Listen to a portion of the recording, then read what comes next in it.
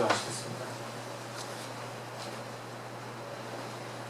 하늘에 계신 우리 아버지 진노하신 하나님, 주님의 거룩하심을 높여 찬양합니다. 주님을 찬양하고 주님을 경배하기 위하여 우리를 교회로 불러주시고 또 이렇게 주님의 몸으로 불러주신 공동체로 모여서 예배하게 하시니 감사와 영광을 드립니다.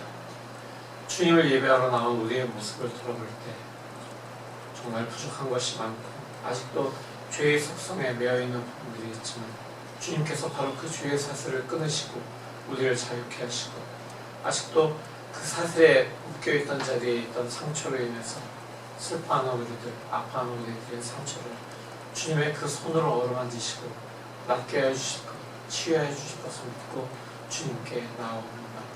주님 우리를 만지시고 주님 우리를 회복시키시고 다시 한번 주님을 기쁨으로 그 모든 회복된 상처를 바라보면서 주님의 그 치유의 권능을 그로 인한 우리 안에 있는 평안과 기쁨을 찬양할 수 있도록 주님 함께하여 주시옵소서.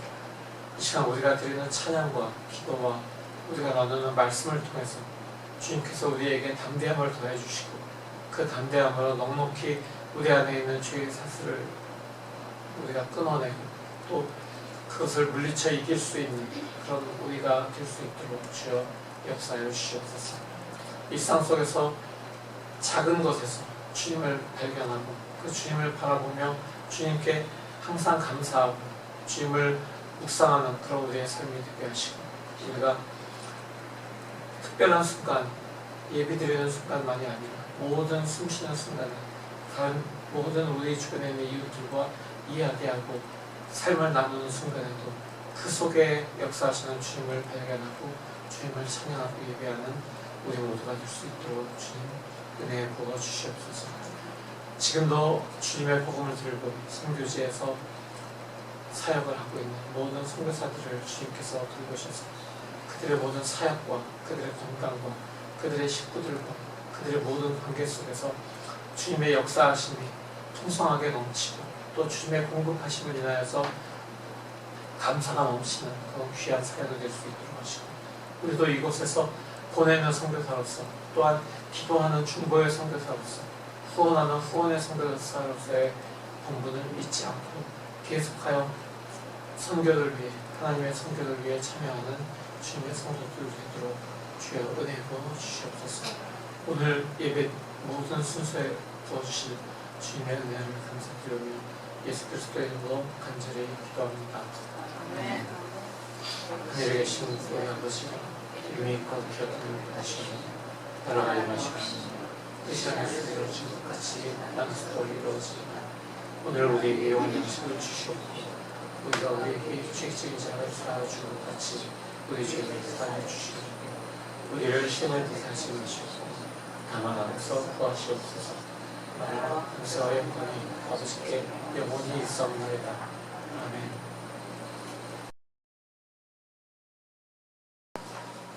오늘 하나님께서 주신 말씀은 마태복음 17장 1절부터 9절까지입니다.독하겠습니다. 그리고 엿새 뒤에 예수께서는 베드로와 야고보와 그의 동생 요한을 따로 데리고서 높은 산에 올라가셨다. 그런데 그들이 보는 앞에서 그의 모습이 변하였다. 그의 얼굴은 해와 같이 빛나고 옷은 빛과 같이 희게 되었다. 그리고 모세와 엘리야가 그들에게 나타나더니 예수와 더불어 말을 나누었다. 그때 베드로가 예수께 말하였다. 선생님, 우리가 여기에 있는 것이 좋습니다.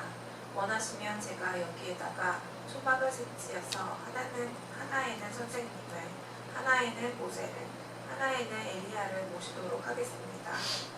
베드로가 아직도 말을 하고 있는데 갑자기 빛나는 구름이 그들을 뒤덮었다.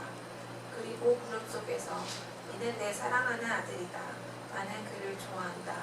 너희는 그의 말을 들어라. 하는 소리가 들렸다. 제자들이 이 말을 듣고서 얼굴을 땅에 대고 엎드렸으며 몹시 두려워하였다. 예수께서 가까이 오셔서 그들에게 손을 대시고 말씀하셨다. 일어나거라. 두려워하지 말아라. 그들이 눈을 들어서 보니 예수밖에는 아무도 없었다. 그들이 산에서 내려올 때 예수께서 그들에게 명하셨다. 인자가 죽은 사람들 가운데서 살아날 때까지는 그 광경을 아무에게도 말하지 말아라. 께서 주신 말씀입니다. 하나님 감사합니다. 우리 주 예수 그리스도의 은혜와 평안이 함께 하시기를 기원합니다. 지난 2월 8일 여기서 남쪽으로 한 20분 정도 떨어져 있는 윌모라고 하는 작은 도시가 있습니다. 거기에 바로 에즈베리 신학교하고 에즈베리 유니버시티가 있는 그 아주 작은 마을이죠. 그 에즈베리 대학에서 여느 때와 동일하게 수요일 채플이 시작되고 있었습니다. 그리고 그 수요일 채플의 말씀으로 로마서 12장 9절에서 21절 말씀을 가지고 우리가 바로 그날 제자교회에서 말씀 한절 목사가 나눴던 바로 그 구절인데요. 그날 에즈베리에서도 그 구절로 설교가 전해졌습니다. 근데 그 채플의 설교가 끝나고 기도를 마쳤는데도 대부분의 학생들이 그 자리에 남아서 계속해서 기도를 하기 시작했습니다. 그 기도는 회개의 기도로 이어졌고, 그리고 그 많은 학생들이 회개와 그리고 말씀 속에서 회복을 경험하는 그런 시간이 이어지기 시작했습니다.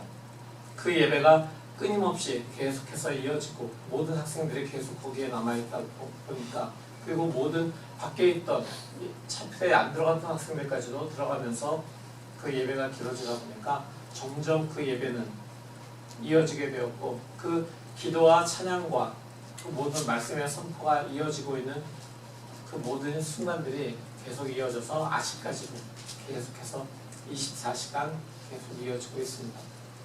이 소식이 인터넷을 통해서 급속히 퍼지기 시작을 했고, 먼 곳에서도 심지어 9시간 또는 12시간씩 걸려서도 그 소식을 듣고 찾아온 사람들이 지금 에즈베리 대학의 강당과 길 건너에 있는 신학교 강당까지를 다 메우면서 그 예배가 진행이 되고 있습니다.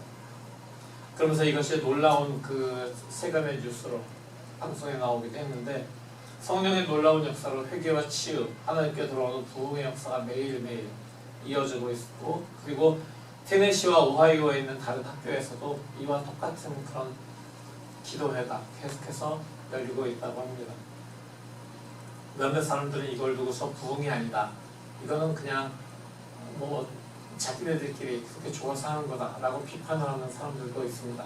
그렇지만 많은 신학자들, 그리고 수십 년간 목회를 했던 여러 교단의 목회자들이 이것이 성령의 역사인 것은 분명하다, 이것이 그냥 우리가 날짜를 정해놓고 하는 그런 부흥회는 아닐지 몰라도 우리가 이것을 성령의 역사라고 하는 것에는 이견이 없다라고 이야기를 했습니다.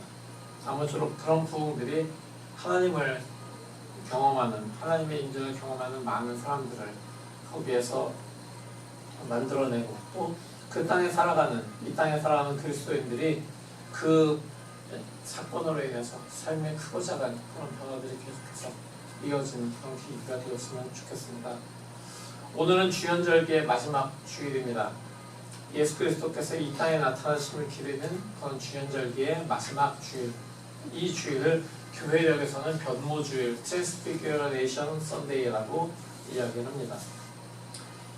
이 변모주일의 성서일과 본문을 보면은 시편에서는 예수님의 하나님의 영광을 이야기하고 있고, 출애굽기에서는 모세가 변모되었던 사건, 그리고 복음서와 베드로후서는 예수 그리스도의 변모의 사건을 기록하고 있습니다. 변모주일에 읽게 되는 예수 그리스도의 변모, 하나님의 영광에 대한 그런 기록은 오랫동안 추상적이고 아주 신학적인 그런 내용들로 다뤄져 왔습니다. 그렇기 때문에 이 구절이 예수 그리스도의 신성한 그 본성을 드러내고, 그리고 그의 죽음을 예시하고 이스라엘의 구원 역사에서 그리스도의 위치를 확실하게 보여주고, 또 율법과 율법보다 높은 그리스도의 그 위상을 입혀하기 때문에 중요한 그런 신학적인 지표로, 시간으로 여겨져 왔습니다. 그렇기 때문에 이 구절은 복음서에 이제 처음 접하게 된, 복음서의 이 부분을 처음 접하게 된 1세기 사람들뿐만이 아니라 21세기를 살아가는 우리에게는 실제 삶에서 그렇다면 이것이 어떻게 적용되어야 되는가라고 하는 문제를 우리에게 제시해 줍니다. 산 꼭대기에서 베드로와 요한, 야고보가 경험했던 바로 이 사건이 성서에 기록된 다른 사건들과 기록할 때 그들이 경험한 신비감의 깊이가 남다르기 때문에 그렇기 때문에 더욱 이것을 우리의 삶에 어떻게 일상에 적용할 것인가라는 문제는 항상 우리에게 주어져 왔습니다. 오늘 본문은 이렇게 시작이 됩니다. 그리고 엿새 뒤에 마태복음 16장의 부분이 진행이 되고 나서 엿새 뒤에 바로 오늘 본문의 이야기가 진행이 되는데 그러기 위해서 마태복음 16장에서는 무슨 사건이 그리고 라고 하는 것이 바로 무슨 사건인지를 우리가 좀 이해할 필요가 있습니다. 마태복음 16장의 마지막 부분은 예수께서 자신이 잡히시고 십자가에 달려 돌아가실 것 그리고 부활하실 것을 예고하신 바로 그 말씀으로 마무리가 되고 있습니다. 예수께서 자신이 잡히시고 고난을 받고 죽음을 당하신 후에 사흘 만에 다시 살아나실 것이다 라고 말씀하시자 예수님의 그 이야기를 들은 베드로가 이렇게 이야기합니다. 16장 22절입니다. 베드로는 예수를 따로 붙들고 주님 안 됩니다. 절대로 이런 일이 주님께 일어나서는 안 됩니다. 하고 말하면서 예수께 대들었다. 이 이야기의 그 상황을 한번 제가 상상을 해봤어요. 베드로는 예수님보다는 훨씬 나이가 많은 그런 사람이었습니다. 그렇기 때문에 그리고 그는 불같은 그런 성격을 가지고 있는 사람들 중에 하나였어요. 그렇기 때문에 그는 예수를 따로 붙들고 저쪽으로 갔습니다. 예수를 들고 이쪽으로 가서 예수님 안 된다니까요. 이렇게 턱 찌르듯이 그렇게 이야기를 한 것처럼 제가 상상을 하게 되었습니다. 그러니까 여기서도 예수께 대들었다라고 그렇게 표현을 했겠죠. 근데 예수께서는 베드로를 향해서 이렇게 이야기하십니다. 사탄아 내 뒤로 물러가라. 너는 나에게 걸림돌이다. 너는 하나님의 일을 생각하지 않고 사람의 일만 생각하는구나 라고 말씀하시면서 누구든지 나를 따라오려거든 자기를 부인하고 제 십자가를 지고 나를 따라오너라. 누구든지 자기 목숨을 구하고자 하는 사람은 잃을 것이요 나 때문에 자기 목숨을 잃는 사람은 찾을 것이다 라고 말씀을 하십니다. 그러면서 인자가 자기 아버지의 영광에 쌓여 자기 천사들을 거느리고 올 것에 대해서 말씀을 하십니다. 이 일이 있은 후 엿새째 되는 날 이제 예수께서 제자를 데리고 산에 올라가십니다. 베드로, 야고보, 요한을 데리고 올라가시고 그곳에서 모습이 변화되는 사건이 일어나는 것입니다. 아마 제자들은 바로 예수께서 말씀하신 마지막 부분 인자가 자기 아버지의 영광에 쌓여 자기 천사들을 거느리고 올 것이라고 하신 그 말씀이 뭔지 그 당시에는 이해 못했지만 아마 그 세 명의 제자들은 오늘 본문의 사건을 겪고 난 후 예수 그리스도께 나타나는 그 자기 아버지의 영광이 무엇인지를 그들은 눈으로 보게 되었을 것입니다. 오늘 본문을 읽으면서 베드로, 요한, 안드레가 얼마나 부러운지 이들처럼 예수 그리스도가 아버지의 영광에 쌓인 것을 볼 수 있다면 하고 그렇게 생각하신 분이 계신가요? 예수 그리스도를 내 눈으로 볼 수 있다면 얼마나 좋을까? 그 아버지의 영광이 나타나는 걸 볼 수 있으면 얼마나 좋을까라고 생각하는 분이 계실 것 같습니다. 혹시 여러분 이 자리에 계신 분 중에서 그런 경험을 하신 분이 계십니까? 이런 류의 경험을 한 사람에 대해서 우리는 흔히 저 사람 얼마나 영적으로 깊으면 저런 경험을 했을까라고 생각을 할 수도 있습니다. 만약 그런 경험이 없으면은 아직 덜 됐어 라고 생각을 할 수도 있습니다. 근데 과연 그럴까? 라고 하는 의문이 저에게는 들었습니다. 사실 우리는 모두 산꼭대기의 경험과 같은 예수 그리스도의 영광을 보기를 바라고 있습니다. 그러나 이런 경험을 원하는 신앙의 최대 문제점은 이 경험이 우리의 삶을 조각낼 수도 있다는 것, 우리의 신앙을 틀에 박힌 신앙으로 만들어버릴 수도 있다는 것을 우리는 기억을 해야 됩니다. 이렇게 신비한 경험을 한번 하게 되면은 그 다음에는 그 신비한 경험을 한 번 더 했으면 좋겠다 라는 생각을 하게 됩니다. 그리고 그냥 단순하게 무언가 기도를 하다가 온몸이 찌르는 느낌을 가졌다면은 이거보다 조금 더 센 거요. 주님 더 센 거 주십시오 라고 생각할 수도 있습니다. 그리고 그런 것들을 쫓아다니고 어디에서 사람들이 기도를 하는데 이렇게 뒤집어지는 결과가 일어났다. 에즈베리에서 그런 사건이 생겼다. 그럼 나도 가서 거기에 가서 그 하나님의 성령의 임재를 느껴봐야지. 그리고 거기 가서 막 목소리 크게 울부짖고 땅을 치면서 우는 이런 일들이 일어날 수도 있습니다. 그런데 그게 점점 해결되지 않는 갈증이라고 하는 것을 우리는 깨달아야 됩니다. 삶을 신성하고 신비한 것 그리고 세속적인 것으로 구분하기 시작하면은 신비한 것만 쫓아가는 그런 신앙이 될 수가 있는 것입니다. 그런 삶은 눈부신 빛과 아주 눈부신 빛, 제가 아침에 여기 와서 서 있었는데 갑자기 이렇게 햇빛이 제 얼굴에 아주 세게 들어오는 그런 경험을 했어요.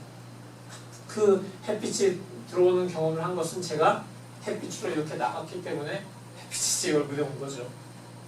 그래서 햇빛이 제 얼굴에 오고 그리고 그 눈부신 빛 그리고 천둥 속에서 말씀하시는 하나님을 찾아서 헤매는 삶으로 연결이 될 수도 있는 것입니다.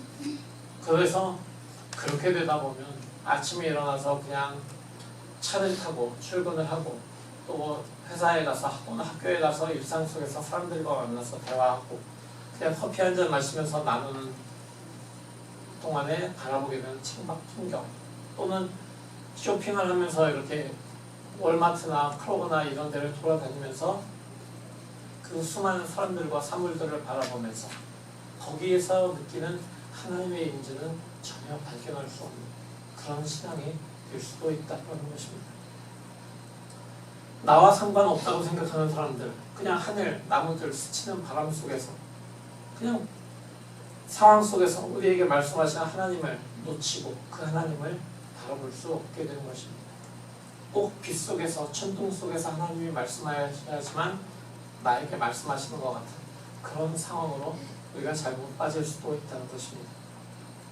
열광적인 찬양 통성기도 속에서 또는 깊은 산속에 있는 수도원 골방에서 금식하면서 격정적인 설교자의 설교 속에서 하나님이 느껴질 뿐이지 애들 나이 대해줄 때 또는 세탁기 돌아가는 거 건조기 돌아가는 거 이렇게 쳐다보고 있을 때 상점에서 쇼핑할 때 일상 속에서 하나님의 영을 발견하고 분별하는 일은 점점 힘들어지게 되는 것입니다. 그래서 그런 어떤 산꼭대기 경험이라고 하는 것은 중독성이 있어서 우리가 영적인 성공과 자꾸 그것을 결합하게 만들게 되고 이를 경험하지 못할 경우에 어떤 신앙의 공허함, 사랑의 부재, 지루함 또는 분노를 느끼게 됩니다. 왜 나는 그런 걸 느끼지 못하는 거야? 이런 상태가 되는 거죠. 실제로 살아가고 움직이는 공간에 존재하시는 하나님을 주목하지 않고 산꼭대기를 그리워하고 비범한 경험을 그리워하는 그런 신앙은 결코 건강한 그런 균형 잡힌 믿음을 만들지 못합니다. 오늘 본문 속에서 베드로가 예수 그리스도의 변모를 경험하고 이렇게 이야기합니다. 선생님, 우리가 여기에 있는 것이 좋습니다. 원하시면 제가 여기에다가 초막을 셋 지어서 하나는 선생님을, 하나는 모세를, 하나에는 엘리야를 모시도록 하겠습니다. 라고 이야기합니다. 우리가 여기에 있는 것이 좋습니다. 라고 베드로는 이야기합니다. 정말 그럴까요? 정말 그 제자들이 세 제자들이 예수님과 함께 그곳에서 영광으로 변모하신 예수님과 모세와 엘리야를 모시고 그곳에 있는 것이 좋을까요? 예수님이 거기 계시는 것이 좋을까요? 어떤 면에서는 그럴 수 있습니다. 어떤 면에서는 그렇게 생각할 수 있습니다. 우리가 어떤 묵상을 위한 장소, 예배를 위한 시간 이런 것들을 좀 구분해 놓는 것 그런 것들을 좋습니다. 일상의 시간 중에서 우리에게 계시하시는 주님을 만나기 위해서 새벽 아침에 깼을 때 밤에 잠들기 전에 골방에 들어가서 주님께 기도하는 시간을 가지는 것, 묵상을 하는 것 좋습니다. 나의 안락한 자리를 떠나서 주님의 신성을 바라보는 것 좋은 일입니다. 경건 훈련에서도 이는 꼭 지켜야 될 그런 훈련 방식의 하나이기도 합니다. 근데 지금 베드로는 하나님의 영광으로 변모된 그리스도를 독차지하고 싶은 것처럼 보입니다. 변모가 일어나기 전까지 베드로, 요한, 안드레는 예수 그리스도를 그저 자신들의 스승, 랍비, 치료자, 여정의 동반자, 대중의 리더 이렇게 인식하고 있었습니다. 그들은 예수님의 얼굴이나 행동 하나하나, 목소리, 모든 것에 다 친숙한 그런 상태였습니다. 근데 지금 그들은 전혀 다른 예수님을 바라보게 된 것입니다. 상상할 수 없는 그런 예수님의 모습이 나타난 것입니다. 제자들이 예수 그리스도에 대해서 알고 있다고 생각하던 모든 것들이 다 뒤집히는 그런 순간이 핍박당하는 것입니다. 실제로 하나님은 우리가 그분을 다 알고 있다라고 생각하는 그 순간에 우리의 생각을 뒤집으십니다. 우리가 하나님을 이해했다고 생각하지 않는 게 좋을지도 모릅니다. 우리가 예수 그리스도를 우리의 잣대로 이렇게 재고 우리의 신학적, 문학적, 경험적, 정치적인 그런 산재에다가 예수 그리스도를 꿰어 맞춰 집어넣으려고 하는 그런 마음에 숨는 순간에 우리는 그 우리의 잣대를 내려놔야 되고 그 상자를 열어 적셔야 됩니다. 우리가 신앙생활을 하면서 안일함, 독선, 나태함에 들어가라고 할 때마다 우리는 우리 생각과 다르고 우리 길과 다르신 하나님 앞에 무릎을 꿇는 것이 마땅합니다. 산꼭대기에서 예수 그리스도를 만나는 것 좋은 일입니다. 하지만 신비함에 중독돼서 일상의 평범한 가운데 우리를 만나주시는 주님을 세속적으로 치부하지 마시기 바랍니다. 왜냐하면 우리 삶의 대부분은 다 평범하기 때문입니다. 삶의 대부분이 어떤 연막장치, 특수조명, 특수음향 효과 이런 것들로 우리를 현혹시키지 않습니다. 아주 평범합니다. 물론 모든 삶 속에 성스러운 순간, 경험들이 다 포함이 되어 있습니다.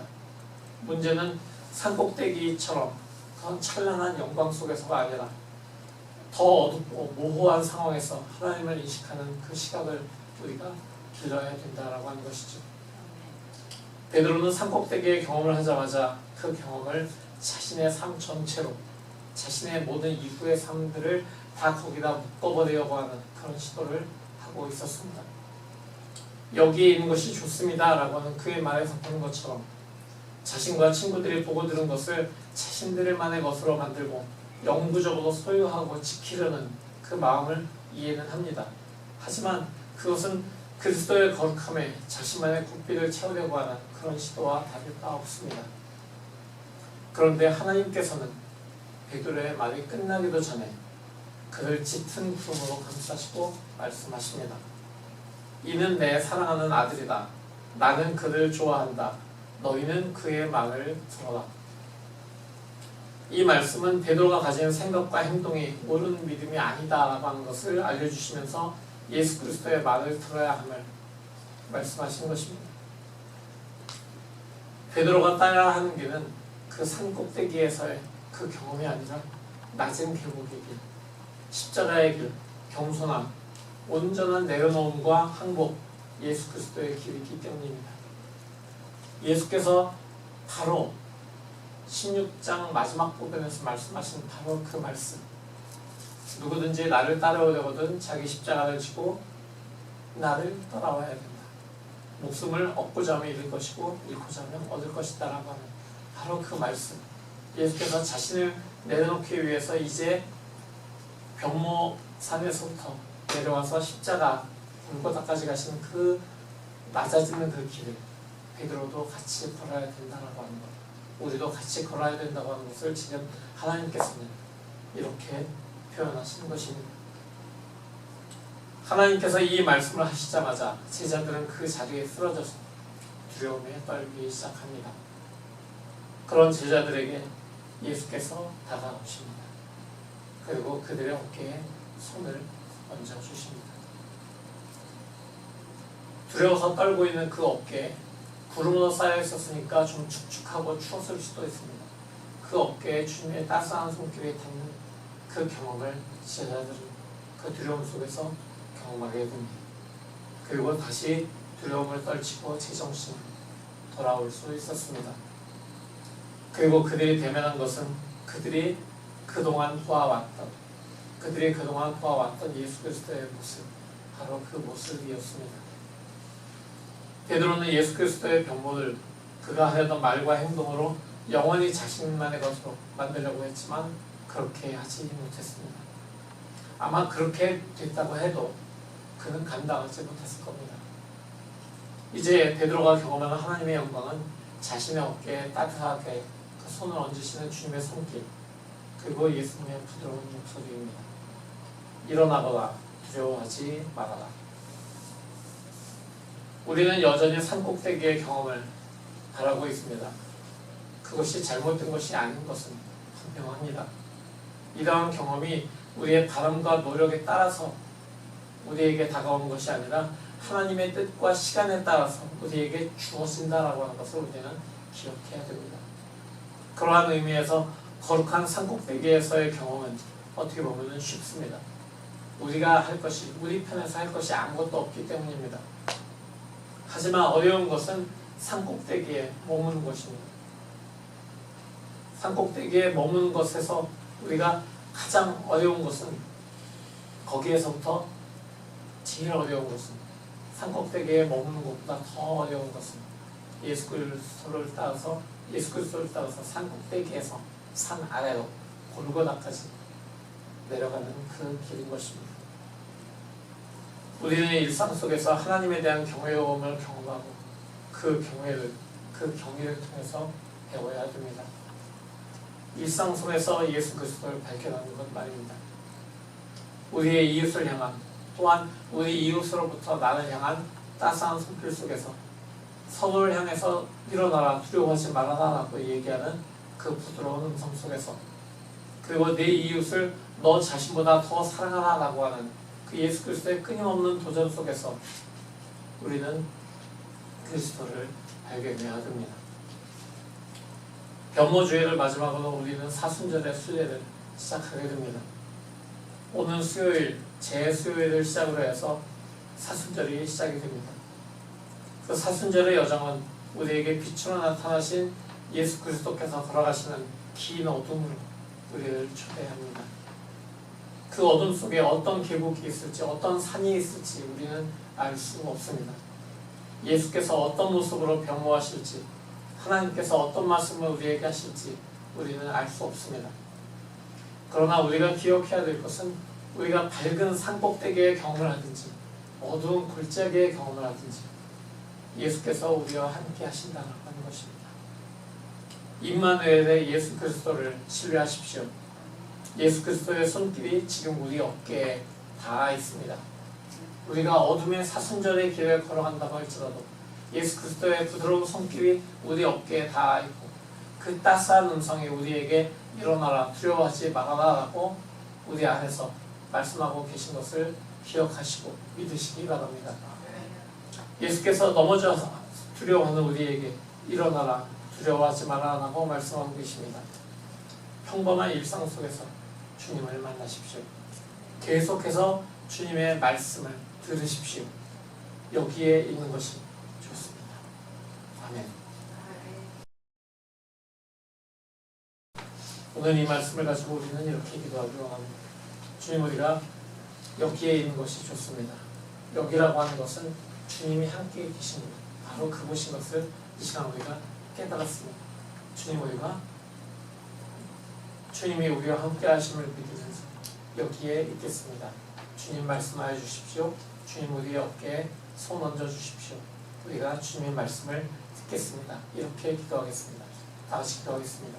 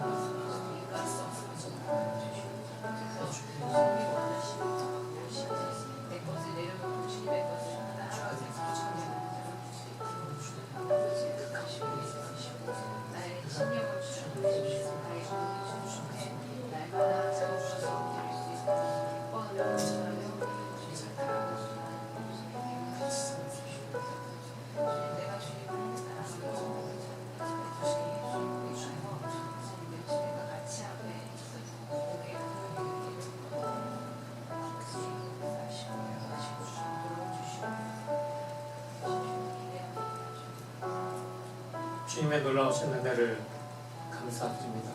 주님의 그 영광스러운 모습을 우리가 바라보려고 합니다. 주님, 그 주님의 영광스러운 모습이 천둥 번개 속에서 밝은 빛 속에서 나타나실 뿐만이 아니라 작은 풀잎 하나에서 그냥 길을 걸어가고 있는 모르는 사람에게서도 나타날 수 있음을 우리에게 깨닫게 하여 주시옵소서. 그래서 우리가 바라보고 있는 모든 일상 속에서 주님을 발견하는 것처럼 그 모든 것들을 주님을 대하듯 또 우리의 이웃에게 사랑으로 대하라고 말씀하신 그 주님의 명령을 우리가 들은 것처럼 우리가 모든 것을 사랑으로 대할 수 있는 그런 우리가 되기를 원합니다. 그것이 바로 주님께서 우리에게 명하신 하나님을 사랑하고 이웃을 사랑하는 그 계명에 이르는 길인 것을 깨닫습니다. 주님, 사순절의 여정을 통해서 우리가 걷게 될 그 길 속에서 우리를 붙잡아 주시고 우리를 성령으로 인도하여 주시고 우리 안에서 계속 주님의 말씀을 들려주셔서 우리가 주님께 귀 기울이고 일상 속에서 주님을 발견하며 나아가는 그런 우리가 될 수 있도록 주님 은혜 부어 주시옵소서. 예수 그리스도의 이름으로 기도합니다. 아멘.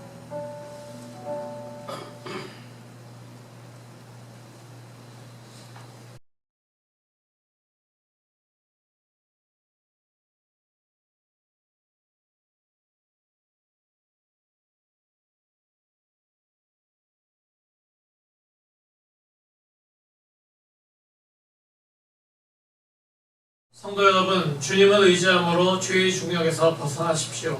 어둠의 길에서 벗어나 빛이신 주님께로 나오십시오. 일상에서 동행하시는 주님과 함께 걸어가십시오. 아멘. 우리도 주님을 본받아 새로운 존재로 변화되게 해주십시오.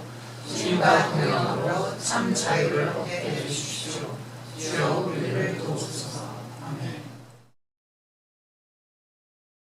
이제는 우리 주 예수 그리스도의 무한하신 은혜와 아버지 하나님의 지극하신 사랑하심과 성령의 내주하시고 역사하시고 교통하심이 이제 주님의 영광을 바라보고 일상 속에서 그 모든 주님의 영광을 발견하기를 원하는 모든 성도들의 머리 위에 그들의 학업과 가정과 일터에 영원토록 함께 하시옵기를 간절히 축원하옵나이다. 아멘.